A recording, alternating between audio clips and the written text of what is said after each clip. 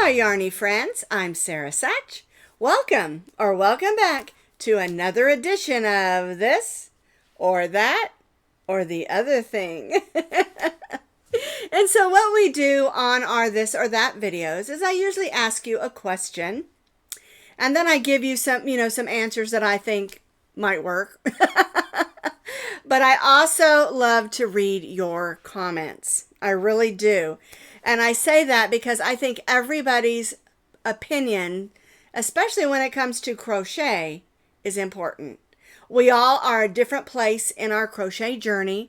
And just because we've been crocheting for a really long time, like I have, doesn't mean I know everything. And I love to learn as I go. And I think that we can all learn from each other. And I can learn from all of you. And so I'd love to read your comments, like I said, so please comment. Now, what is today's topic? Today's topic is, what is your opinion on video tutorials? And I know that's a weird question because I do 2 video tutorials a week, most weeks.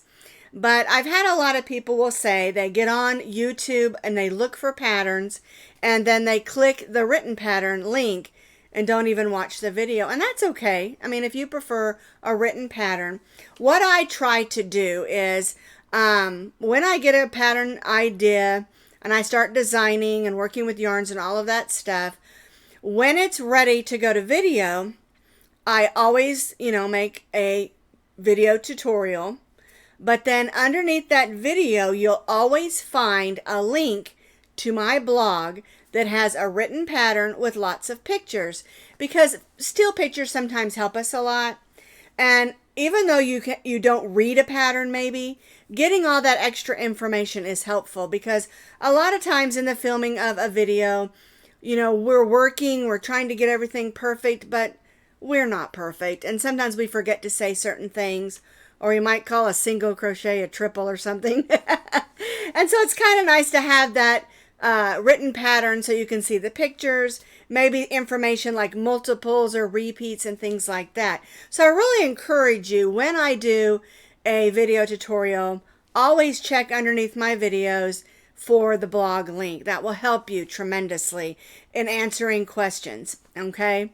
Now, what I want to do today is just sort of explain to you some of the, what I would say, weird questions that I've gotten about why do I do things a certain way.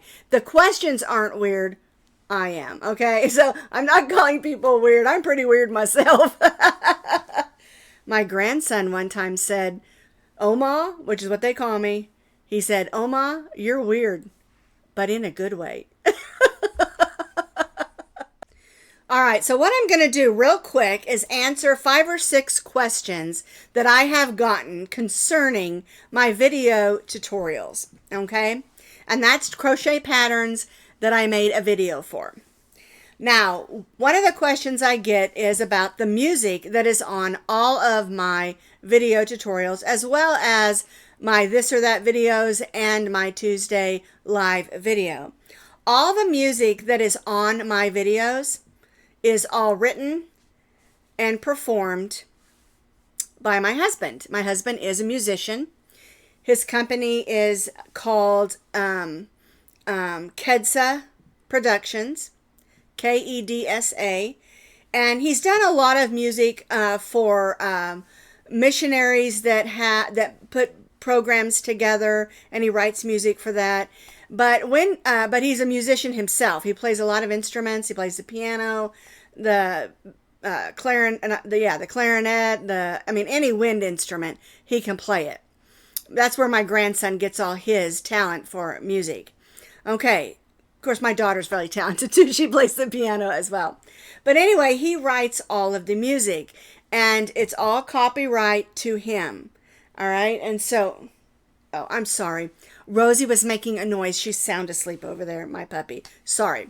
Anyway, so the music that is on my videos, I try to only do an intro and an exit. So when you start watching my videos and you're like, oh, I don't like music on the videos, it's only at the beginning, the first maybe 20 seconds. sometimes 25 seconds if it's a video that's a little longer and I want to show something a little more at the beginning. Once I begin talking, I don't play any music. I don't like it really. I mean, I love music, don't misunderstand that. But I don't like music behind when I'm talking because I find it distracting, especially if it's a really fun beat, you know, or a song that I recognize or something. I'm like, oh, I really love that song. I can't concentrate. And so I really just don't put music behind any of my video tutorials or any of my videos other than an intro and what I call exit music. Okay, so if you're watching my videos and they come on, you don't care for the music, it's okay. I love it. My husband specifically wrote it for me, and it stops when I start talking. Okay, so that's what it's about with the music. Now, the second question is, why are my videos so short? And when it comes to tutorials, I really try to keep them about 30 to 45 minutes. And that's because I think I lose people if I make a video that's like an hour and a half long. So that's why you'll find a lot of times in my videos, if we're doing a pattern that has a lot of repeats, for example, this is a pattern we did the other day. This is just a basic pencil bag. But once you get started, you're doing the same thing for a lot of rows. And so I'm not going to show you every single row. I'm going to say repeat row whatever for as many rows. That way you're not sitting there watching me do row after row after row after row after row after row of single crochets or any other stitch for that matter. And I like to do it that way because you can always pause the video and come back later. And it's real important to learn some of the things about YouTube. You can pause a video, you can slow a video down, you can make it louder, you can make it quieter, you can turn the sound completely off, you know. So those things will help you in navigating around YouTube, okay? And so I do try to keep my videos about, and it doesn't always work because if I'm doing a bigger video, it might be almost an hour. But for the most part, I try to stay between 30 minutes and 45 minutes. Okay, another question that I get about my video tutorials is why is there sometimes weird breaks?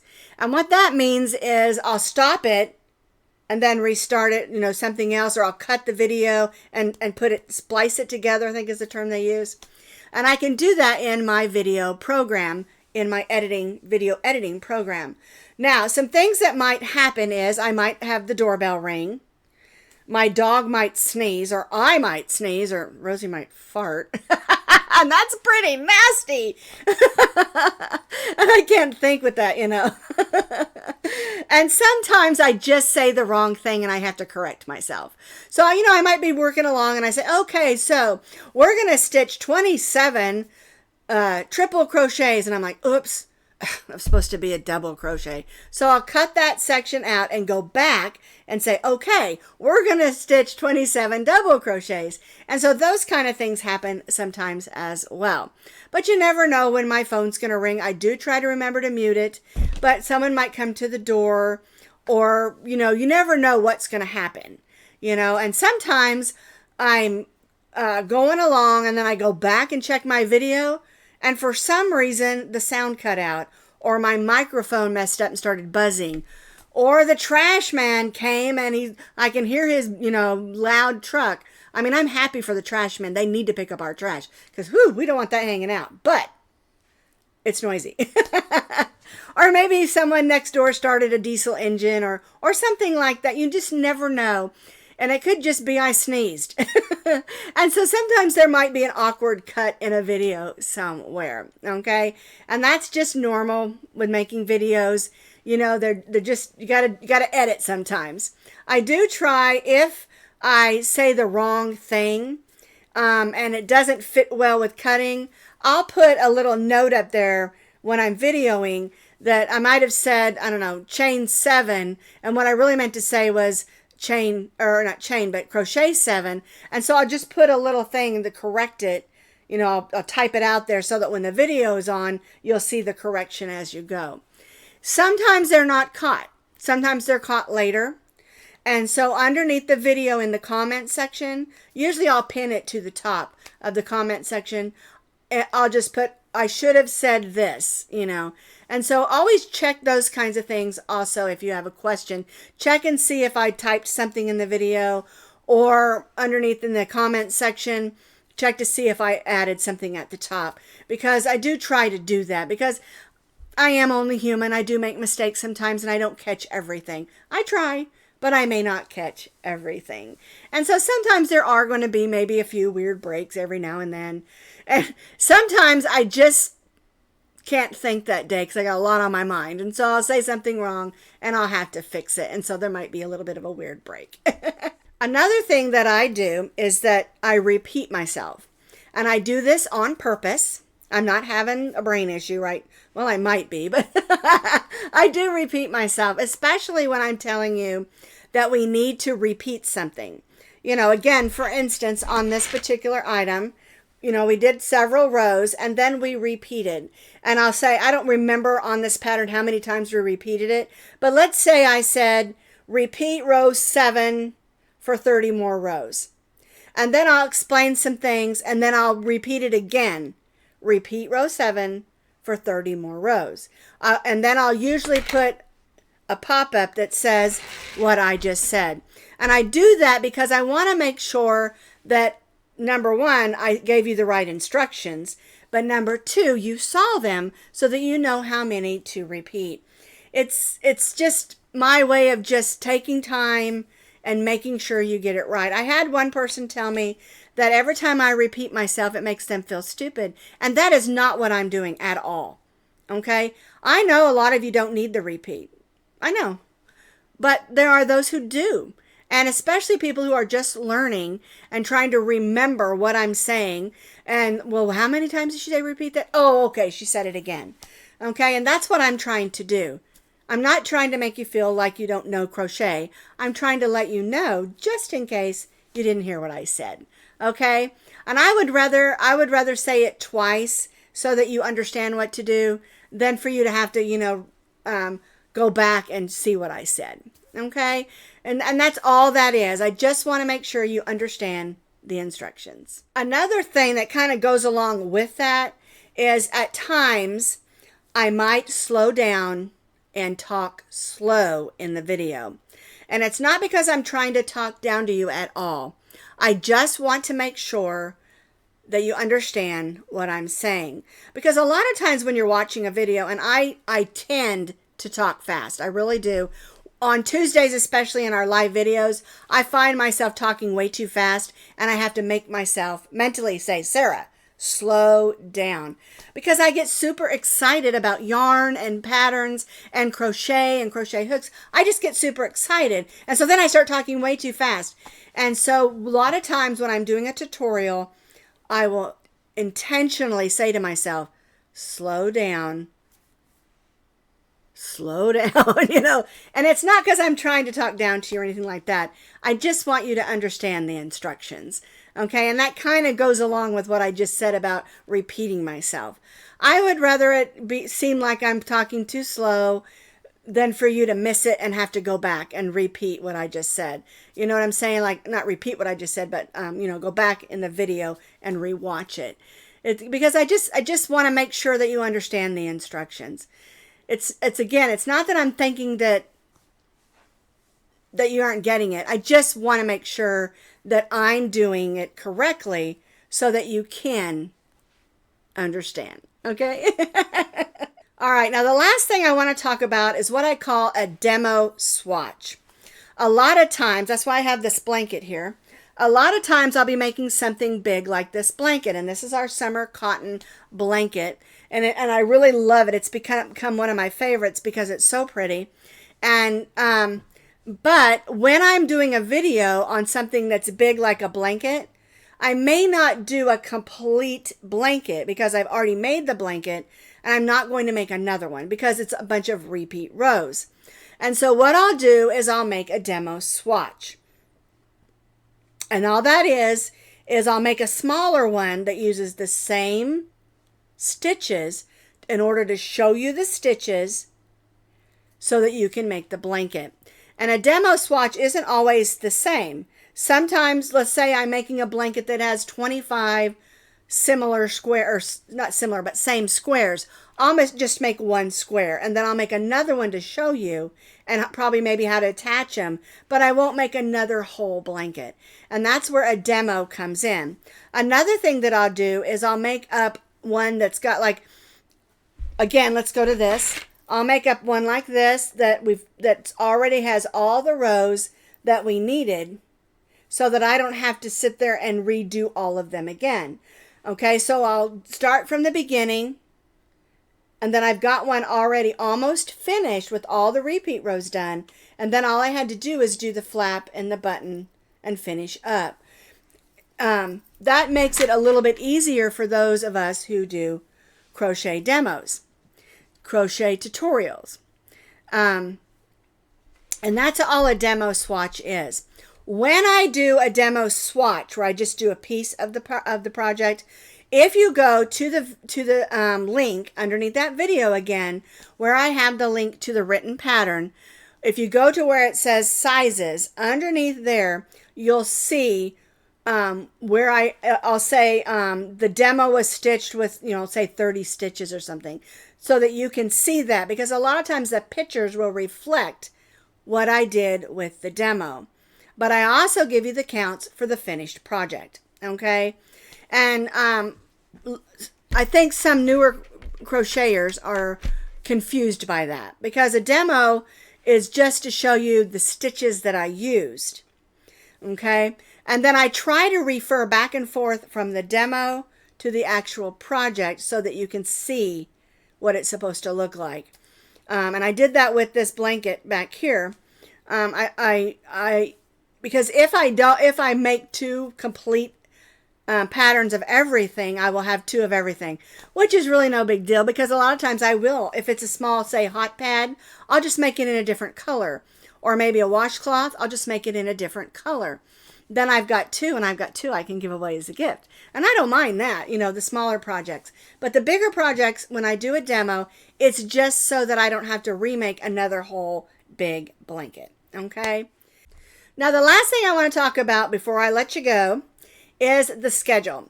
Now, I try to keep a schedule every week of what we do each week. Okay? On Monday, I usually do a crochet tutorial on something. It changes every Monday. On Tuesday, we have our live video, 10:30 a.m. Central Time. And then on Wednesday, I usually have a video ready for you that is a this or that video, or maybe it's a walk through my garden, or it might just be a talking video. It's not a tutorial. It's just some sort of video on Wednesday. I do lots of different types of things. Unless we're doing a crochet along, then I'll probably have part of the crochet along on Wednesday. But Wednesdays are usually kind of what I call iffy. I never know what I'm going to do, but it'll be fun. Okay, and then I don't do a video on Thursday. And then on Friday, I usually do what's called Friday Fun Day. And it's usually a smaller video, just something fun and different. And so I video on Mondays. I should say I put out a video on Monday.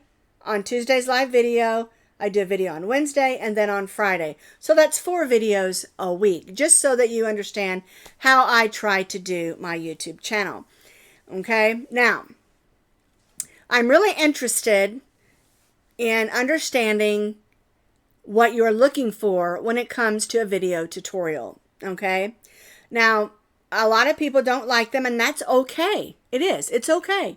Everybody has their different thoughts. One person told me they're too monotonous. They don't like to watch them. And that's okay. Everybody is different. Okay. And so what I would like to know is, do you like them? Do you use them? Do you go down and check out the written pattern and look at the pictures? Because still pictures can help you sometimes also. When you're moving along in a video and you see it going, sometimes it's kind of good to just see. And I do try to take it a little slower, but sometimes I just get excited to get a project done because I want to see it. Alrighty, so I really would love to know your thoughts on a video. Is there something that I'm doing in the video that you don't like? Is there something that I'm not doing in the videos that you'd like me to do? All right. And it might just be something I'm forgetting. Who knows, you know? And so that's why your opinion is so important to me, because the bottom line is I cannot do any of this without all of you watching. I can't. What's the point of having a YouTube channel if you're not watching, right? Yeah. And so I can't do any of this without all of you. All right. So feel free to comment. There are no wrong answers. All answers are correct. All righty. Well, thanks for being with me today. And I'll see you next week for maybe another edition of this or that and the other thing. Goodbye, everybody.